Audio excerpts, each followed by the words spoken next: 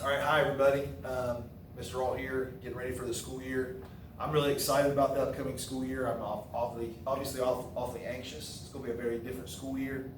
I know that you as parents are probably anxious and nervous about things. I think the best way for us to not get frustrated with each other is to have good open lines of communication. So the first thing I want to talk about is the best way for you to communicate with me. There's going to be two ways. The first one is to call me. So the school phone number here is going to be 740-886-3200. Now, when you call that number, it's going to go to Mrs. Jones in the office. Mrs. Jones is going to send you to my phone. If I'm busy, I'm not going to answer. If I'm teaching class or whatever, it's going to go to voicemail. Then on my planning period, I'm going to check my voicemail and have to call you back. That's probably not a very efficient way to communicate with me. If it is an emergency though, and you need to get a hold of me immediately, that might be the best way, because then Mrs. Jones can all page or contact me and let me know there's an emergency. The best way for you to contact me is through email. So my email I have written up here, it's kind of long and kind of cumbersome. It's adam.alt@fairland.k12.oh.us. So I know that's kind of a long email to remember, but it is listed on our school website. So if you go to staff web pages, you go down and find my name under email. It has my email. You can actually contact me straight from the website.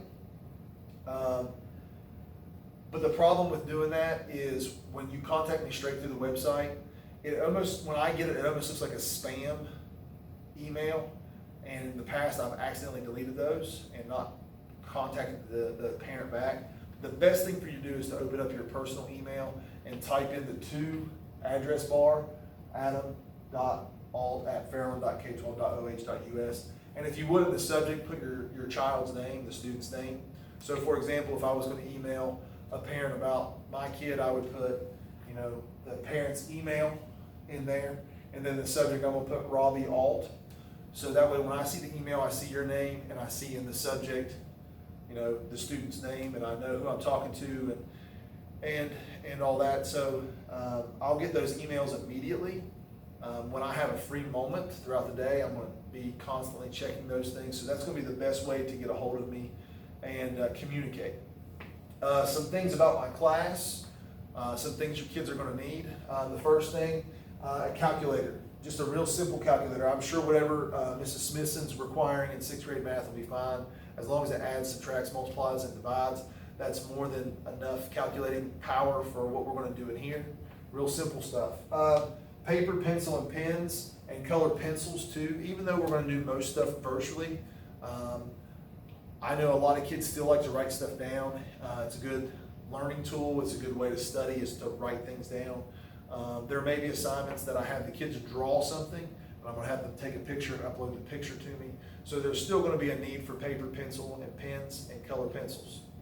The next thing is earbuds. I know in the past, earbuds were kind of like, don't bring them, we don't want you to have them. But now they're going to kind of become necessary, because if we have an assignment where you have to watch a video of me talking, my lecture, and every kid has their Chromebook going over the speakers, that's just going to be really distracting. So earbuds are really going to be necessary. The last thing I have here, I have a USB mouse. I'm not going to require it. Your Chromebook's going to come with a touchpad, and those can be really cumbersome. So I would just go online and find a USB mouse. It's just a regular mouse, and you can see the plug. It just plugs into your USB port, and it works. I will say, I wouldn't send expensive things. I know your kids are going to want to bring their ear pods if they have them, because they're really cool and they're wireless.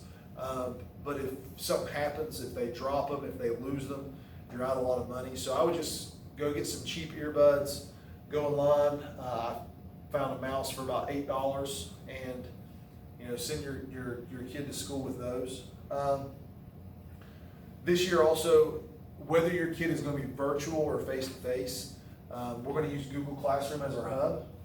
So they'll log on, they'll log into my class, and that's how your kid's going to communicate with me. That's how they're going to receive their assignments. That's how they're going to turn their assignments in. I'm going to try to keep my virtual classes and my face-to-face classes as close to the same as possible. That way, if your child decides to go from virtual to face-to-face or face-to-face to virtual, it'll be a pretty smooth and seamless transition.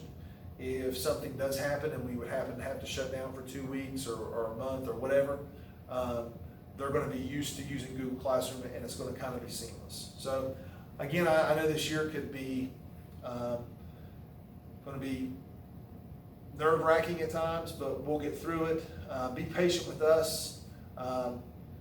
Again, contact us, communicate with us. I think that's going to be the best way to keep high tensions down. And I'm really looking forward to this year. I think it has and will change education forever, but not necessarily for the worse. So hopefully I'll see your kid Monday. If I don't see him Monday, hopefully I'll talk to him Monday. So thanks, and I'll see you later.